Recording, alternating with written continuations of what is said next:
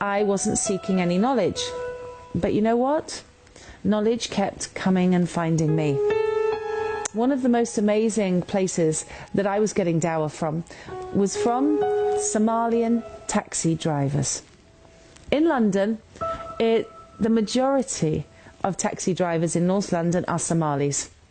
And may Allah be pleased with them, because they are the secret army of Islam. Right now, as I'm speaking to you, somewhere in the world, a non-Muslim man or woman is getting into a taxi cab, and the Somalian taxi driver is sharing a hadith of the Prophet sallallahu alaihi wasallam, and that person is being filled with curiosity at least, and possibly even love for Islam. So I would get into these taxi cabs and I would say salam alaikum because I'd been to Palestine, and the driver would always be interested. You speak a bit of Arabic. Oh, you know a bit of Islam. And then they would say, as the Prophet said to his wife Aisha, da da da da da. And they would give me a hadith or a surah from the Quran. And it got to the stage where I looked forward to getting into these taxis and learning more. You see? My heart was being softened for Islam. Of course, each of us must have a relationship with the Quran. And I did open the Quran before I came to Islam, but only once. I was given a Quran on the streets of Al-Quds, Jerusalem, by a young Palestinian man I'd never met before and I'd never see again. He said, "This is a gift to you from the people of Palestine. Don't forget us when you leave us." When I got home, I opened the Quran. I washed my hands. I didn't know about wudu, but I opened the Quran and I thought, I like the Muslims. They're good people. Let me find out what their book says. But Al-Fatiha seemed strange to me. I turned more pages. The book seemed to be shouted commands, and the voice seemed rather threatening. I felt scared. Imagine being scared of the Quran. But you know, Allah is the all-knowing and the all-wise. And if you come to the Quran in disbelief, or Allah has not prepared you for the Quran, it's not open to you. And at that point, it wasn't open to me. It was literally a closed book. I shut the Quran and I put it on a top shelf out of respect.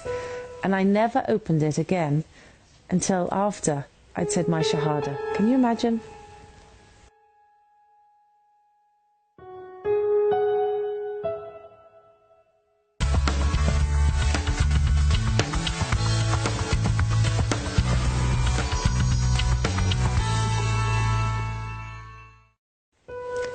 In 2008, I got an email that would change my course of my life again. It said two things. Would you like to come to Gaza by boat? And call this number if you'd like to come to Gaza by boat. It was such a strange email. No boats had been to Gaza in Palestine for 44 years, because before that the Israelis had blown up the only boat that was going to go there in the 70s and had killed the organisers who were trying to sail to Palestine.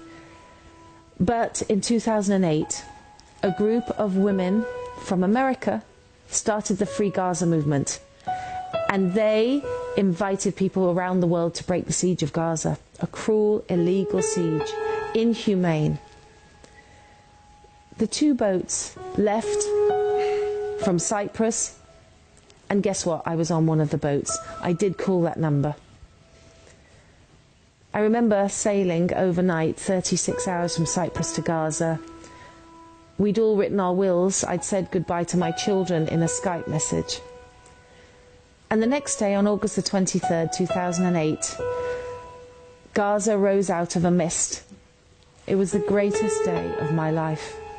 And I know nobody on those boats will forget it. As we got closer, there were dots in the distance, and these dots turned into people. Tens of thousands of people. And they were shouting one thing. Allahu Akbar, Allahu Akbar, Allahu Akbar. You see, the Palestinian people thought the world actually cared about them at that moment. It was something great to be a part of. We were only supposed to stay 3 days, and then 3 days with the people of Palestine, then take the boats and leave for the safety of Cyprus. I had 2 young daughters who were in France. But somehow, on the 3rd day, I was there on the dock waving the boats away. My only certain exit from Palestine, from Gaza, was gone. I can't explain to you why I did that. Only Allah knows. It took me 30 days to leave Palestine.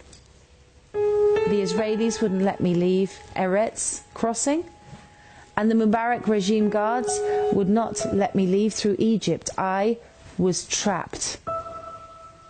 I was trapped in Ramadan, in Gaza, with Muslims under oppression. And what a lesson that would be. Subhanallah. I thank Allah every day for that opportunity to be with the greatest Muslims of the Ummah today, the people who can teach us all the meaning of Alhamdulillah, the meaning of Al-Fatiha. That's in Gaza right now. I remember one night I went to have iftar with a very poor family in a place whose name I remembered, Rafah, the refugee camp where you may remember Faris Odeh had come from. A woman opened the door of a room in the refugee camp and she said, Assalamu alaikum rahmatullahi wa barakatuh. She seemed so happy I couldn't understand it. When I went in, she lived in a hovel. I asked her, why do you fast in Ramadan? It makes no sense to me. Your God makes you hungry. Your God makes you thirsty. Why are you fasting? This mother of Rafah turned to me and she said, with a face so full of light, I fast in Ramadan to remember the poor. I remember those words because she was so poor herself. And she didn't seem to realize it because she was just grateful to Allah for whatever she had. And at that moment a key went into my heart and the words came to me, if this is Islam, I'm in. But guess what? Allah calls us the insan, and the minute I left that refugee camp, I forgot the feeling. But here's the miracle. In the intervening years, Allah subhanahu wa ta'ala never forgot me. 2 years later, I went into a mosque during Ramadan and I said a simple prayer, and as I sat down, I was surrounded by such immense peace and joy that I knew Islam was the truth. 7 days later, in London, I went into another mosque and I said the words, La ilaha illallah Muhammad Rasulullah, and I became a Muslim. And now, this is my 2nd Ramadan, and my daughters are fasting with me, and our life is one of completeness and gratitude. Gratitude to Allah for guiding us to this beautiful faith, and gratitude to all of you for being my sisters and my brothers.